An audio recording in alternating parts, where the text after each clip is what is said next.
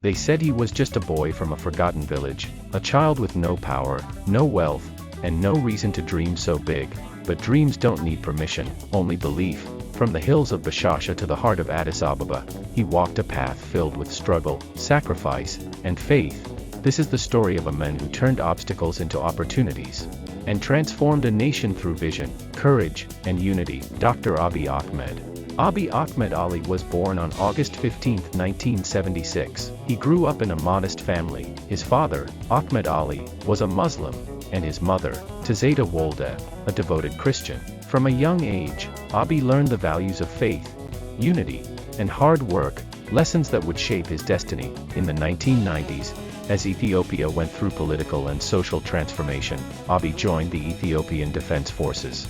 He served his country with courage, working his way up through the ranks. But even in the army, his true weapon wasn't the gun, it was his mind. He specialized in information technology and communications, becoming known for his discipline and innovative thinking. During the Ethio-Eritrean War, Abiy saw firsthand the pain of division and the cost of hatred. These experiences would later ignite his dream of peace between nations, and within Ethiopia itself. In 2018, Ethiopia was at a crossroads. Years of political tension and division had shaken the nation. Protests spread across the country, the people demanded change, and in that moment of turmoil, Abiy Ahmed stepped forward. At just 41 years old, he became the Prime Minister of Ethiopia, the youngest leader in Africa at the time. He promised unity, he promised peace, and soon, he made history.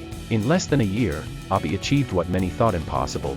He ended the 20-year conflict with Eritrea. For this act of courage and diplomacy, he was awarded the 2019 Nobel Peace Prize.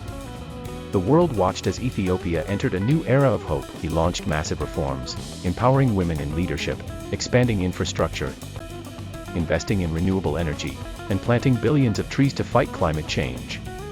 For Abiy, success wasn't about power, it was about purpose.